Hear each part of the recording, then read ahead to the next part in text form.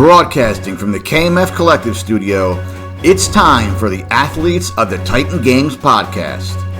This limited release show features the stories of the 2020 contestants of Dwayne "The Rock" Johnson's athletic competition, NBC's The Titan Games. Now, here's your host, Katie Galley. Hi everyone, and welcome to Season 2, Episode 8 of the Athletes of the Titan Games podcast. I'm your host, Katie Galley. In the KMF Collective Studio with me today, I have Titan Games athlete, functional OBGYN, and mom of three, Jaime Seeman. How are you doing, Jaime? Hi, I'm great, Katie. It's great to be here. I'm so glad that you took the time to share your story with us. So thank you so much for stopping by and talking with me today. Absolutely. It's an honor to be here. Well, thank you. Well, Jaime, I'm super excited to dive in. So just to kind of get to know your background a little bit, I wonder, where did you grow up and how, if at all, was your childhood shaped by athletics? So I am born and raised in Nebraska, and I still live here. I practice medicine in Omaha, Nebraska. I grew up in a town about an hour away from here, our state capital, Lincoln, and I've never left the state, not for training, not for work. I always say if it's not broken, don't fix it.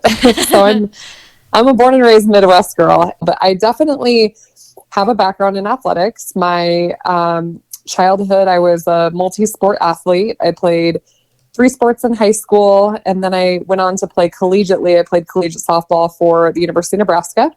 And my dad was also a Cornhusker. He played in the national championship 70-71 at Nebraska. So it was kind of a family legacy for me to wear the Cornhusker uniform. And I'm so proud even to this day, to represent that university and everything that it stands for.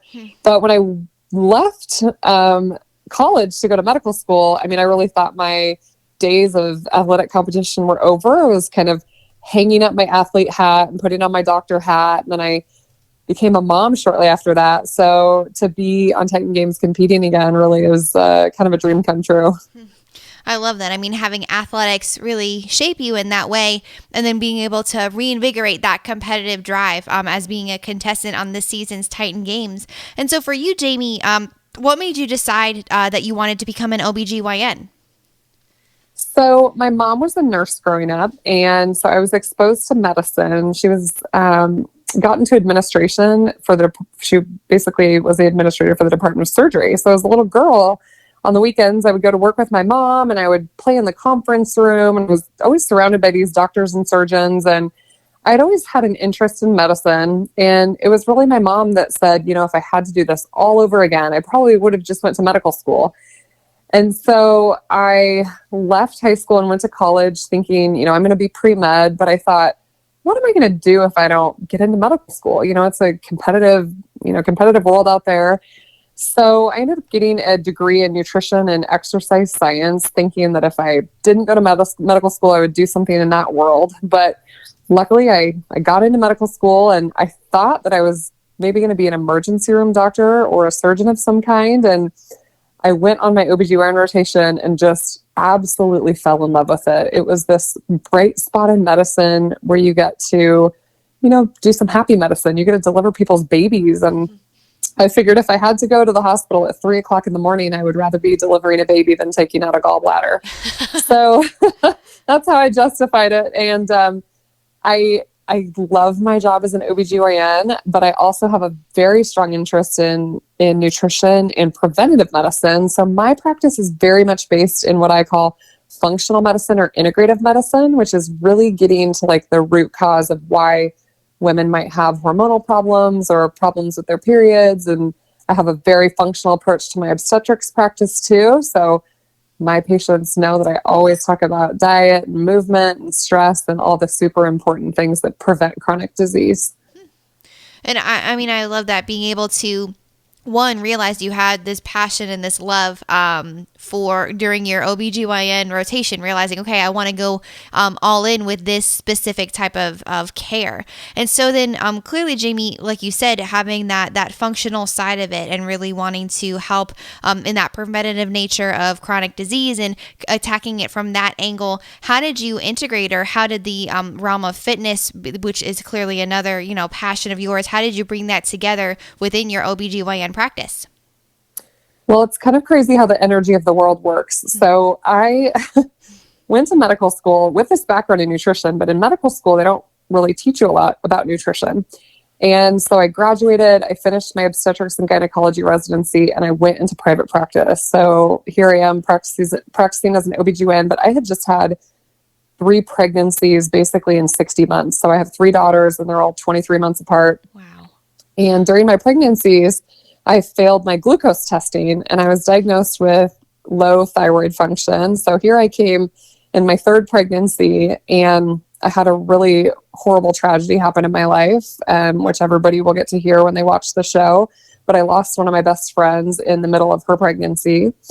And after her death, I ended up being diagnosed with pre-diabetes. And so here I was just at this kind of crux in my life where, from the outside, I looked like I had a, amazing life. I had a husband and 3 kids and this great job, but I didn't feel fulfilled as a wife and a mom and a doctor because I felt like a failure. Like here I was, I have this preventable medical condition. I was not taking care of myself like I should have been.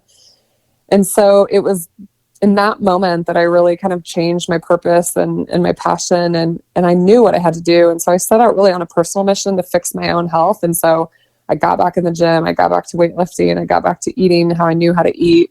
And when that happened, it really sparked an interest in my own medical practice. I thought, I can't have my patients do anything that I'm not willing to try for myself. So what started on a really personal level has now just really flourished into this amazing functional integrative practice for me. And I'm seeing leaps and bounds changes in my patients that probably never would have happened if I wouldn't have kind of broken myself first, I guess. Mm-hmm. And I mean, that's a really amazing perspective to have, to see, to reflect on your own journey and realize if you're going to practice and put out there what you want your patients to do, then it's looking inward and realizing I have to take care of myself in that same manner. And so Jaime, then with that experience that you had in overcoming and then getting back in the gym, was there a specific, and starting to eat right again, like you said, having that nutritional component, which is so important. Did you start to follow a certain fitness regimen? Did you come up with your own training? How did you really kind of get yourself back into shape? Yeah, so it started kind of with my diet first. I was like trying paleo and Whole30 and just trying to eat real foods. But about 4 years ago, I started to eat a low carb diet because I knew from a medical perspective that was the best way to fix my insulin resistance. And so I've been low carb ketogenic, actually a very heavy meat based diet for multiple years now. But about 2.5 years ago is when I got back into the gym and I started doing weightlifting and high intensity interval training. And I was a 2-time lifter of the year at Nebraska. So I wasn't afraid of the weight room.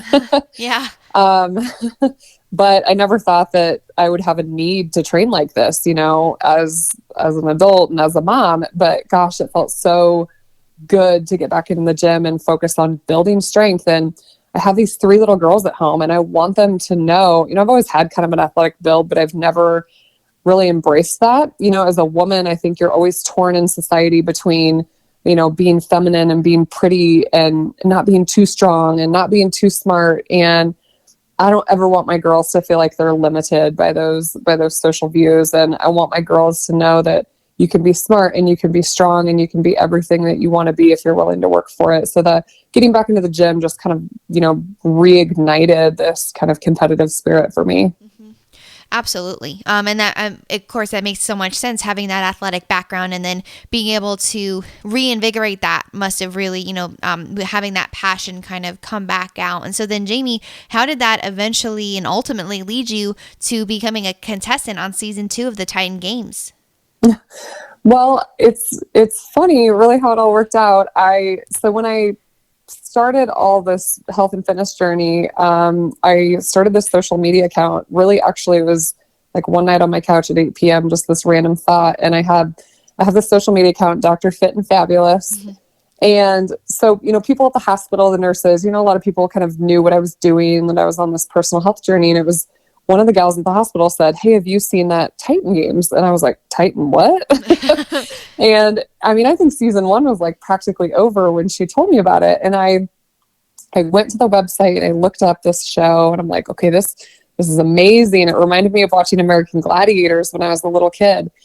And I looked up the application and I was like, you always have these self-limiting beliefs. I'm looking at this application and I'm like, I can't do that. Like, I'm a mom, I'm a doctor. Like, there's no way. Like, these people are super fit. And I kind of forgot about it for a couple weeks to months. And then I saw The Rock was looking for contestants for season 2. And it kind of just was gnawing away at my brain. I'm like, okay, but what if you tried? Like, what would happen, if you put in your application? And so I ended up making a video, and fast forward many months. I feel like I had to wait a really long time to find out anything, but I was asked to come out to the Combine in California. So I think 100 people came out. And we knew they were going to narrow it down to 18, men and 18 women. And I was just so honored to be at the Combine because you're just surrounded by this super high caliber of like athletes. Some of these people, literally, this is what they do for a living. They compete in CrossFit, but there was people from all sorts of backgrounds, and just they're the best in their professions, and they're great in the gym. And so I was just honored to be at the Combine. And when I got the call a couple days later that I was, selected by NBC and The Rock to compete, what an absolute dream to be able to represent moms and doctors and just women in general. And I have these 3 little girls that are going to watch me do this. And it was logistically hard. I have a full-time medical practice that I had to step away from to go compete. But it was a once in a lifetime opportunity. And honestly, when I think about from the day that person told me about Titan Games season 1 to now, I don't know, it was meant to be. I just think I think you kind of put that energy out there and things come back to you. Mm-hmm. Absolutely. And I love that it's like they're all the reasons stacked against you of how it could be impossible, but you made it work because this is, like you said, an opportunity of a lifetime, and you were going to figure out how to make it work.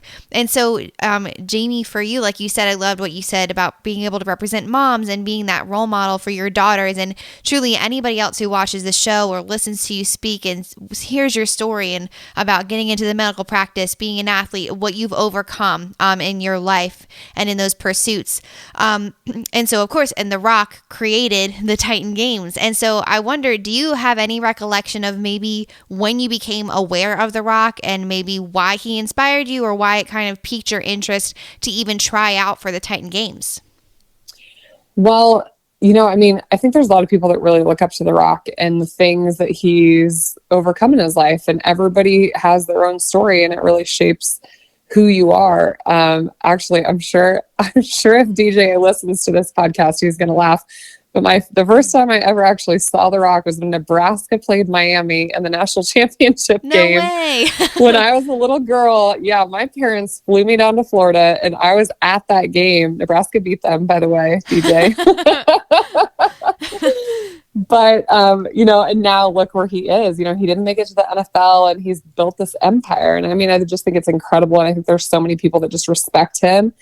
And, he's not only an amazing athlete, like he's an amazing business person. And like I said, he's built this empire. And I respect him for that. And he's an amazingly nice human being. It was an incredible experience and an honor to even have him know who I am, I just feel like I'm just a mom and a doctor from Omaha, Nebraska, and here I am on this huge Titan stage. And it's truly, truly what they mean when they say Titans aren't born; they're made. Mm-hmm. You're so right. And I love that it's you coming from your background and thinking like that humility of how do I belong here? But you do, because you are a Titan. You are on that platform. You're on that stage for a reason, and everything that you've overcome. Well, everybody brings in their own stuff to that stage, their own stuff to that next walk of life. But then it's how you overcome that, how you approach those obstacles and what you see in front of you. Absolutely. Yeah. And I love too that you got to see him play football. That's so cool when you were little. That's definitely a unique story so far of how you became aware of The Rock. Yeah. I mean, it's like, I saw him in the movies, but the first time I ever really saw The Rock in person was that football game. Right. I love that. I love that. And so Jaime, for you having this amazing experience on the Titan Games, walking onto the floor, being surrounded by all these people too that overcame those same obstacles and really persevered to arrive where they are. I wonder, what would you say is your definition of a Titan? I mean, I think a Titan is somebody that has no limits on what they can accomplish because they're willing to work for it and they know what it takes to earn these type of things. And people are going to be so inspired by the stories that they hear on this show. Honestly, I'm not even sure I know everybody's, real story. We sure got to know each other a lot, but I came back from filming just even like more inspired by the people that I was surrounded with. I mean, these are people that have overcome unworldly, ungodly things, and they're still here today, and they are resilient, and a Titan is resilient. It's not about how many times you get knocked down, it's about how many times you get back up. Love that. I love that quote. It's and it's so true. It's how you can rise from the ashes. It's overcoming those obstacles that you have faced, and whether or not you're going to let them knock you down and keep you down, or whether you're going to let them fuel you and push you forward. So now, Jaime, looking back, and you've accomplished so much in your life, and it's incredible how you've weaved together all these different passions and pursuits that you have into your practice and your own fitness journey, and then being able to, in turn, create these platforms to help people in that same way, overcome the things that you overcame, walk through those same experiences that you did, and help advise them. And then two, going on the Titan Games to even further that platform, and looking forward, knowing that you're going to accomplish so much more, of course, in everything that you set your mind to. But I just have one final question that I ask all of my interviewees. What do you want to be remembered for? That's a great question. I think that, I was kind of given this title on the show of like super mom. And that's honestly what I want people to remember that. I want people to know that you can be good at a lot of different things.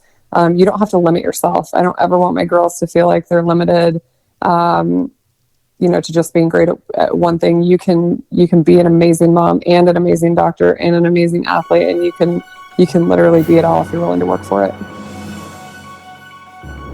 Thank you all for tuning in to today's installment of the Athletes of the Titan Games podcast. To learn more about each of these Titan athletes, be sure to check out their information in the links in my show notes. Furthermore, to stay up to date on all things coming out of the KMF Collective, be sure to subscribe to the Keep Moving Forward YouTube channel and follow along on social media, also available in the show notes.